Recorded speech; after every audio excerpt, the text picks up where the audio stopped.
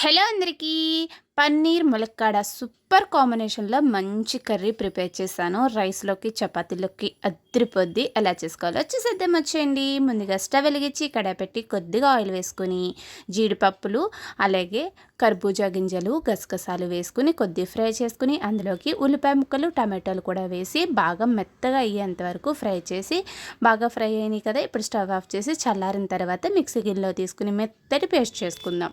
ఇప్పుడు అదే కడాయిలో కొద్దిగా బటర్ వేసుకుని పన్నీర్ ముక్కలు ఫ్రై చేసుకుని పక్క తీసేసుకుందాం. ఇదే కడాయిలో కొంచెం ఆయిల్ వేసుకుని జీడిపప్పులు ఫ్రై చేసి పక్క తీసేసి ఇప్పుడు ఇదే ఆయిల్లో బిర్యానీ ఆకు షాజీరా దాల్చిన చెక్క లాలిక్కాయ లవంగం సన్నగా తరిగిన ఉల్లిపాయ ముక్కలు కూడా వేసుకుని ఉల్లిపాయలని ఫ్రై చేసుకుందాం. ఈ లోపల టమాటా అవి చల్లారినవి మెత్తగా మిక్సీ పట్టేసి పక్కన పెట్టేసాను. ఉల్లిపాయలు వేగుతుండగానే ఉప్పు పసుపు వేసి ఉల్లిపాయలు బాగా వేయించుకుని అందులోకి ఫ్రెష్గా దంచుకున్న అల్లం వెల్లుల్లి పేస్టు అలాగే ములక్కాడ ముక్కలు వేసుకుని ములక్కాడ ముక్కలు మూత పెట్టి మగ్గపెట్టుకుందాం. మెత్తగా అయినాయో లేదో చూసుకుని చక్కగా ఇలా మెత్తగా అయిపోయినాయి కదా. ఇప్పుడు ఇందులోకి టమాటో పేస్టు అవన్నీ వేసేసి రుచికి సరిపడగా కారపొడి ధనియాల పొడి జీలకర్ర పొడి కొద్దిగా గరం మసాలా వేసుకుని బాగా మిక్స్ చేసి ఇప్పుడు ఇందులోకి గ్రేవీ సరిపడగా వాటర్ యాడ్ చేసుకుందాం.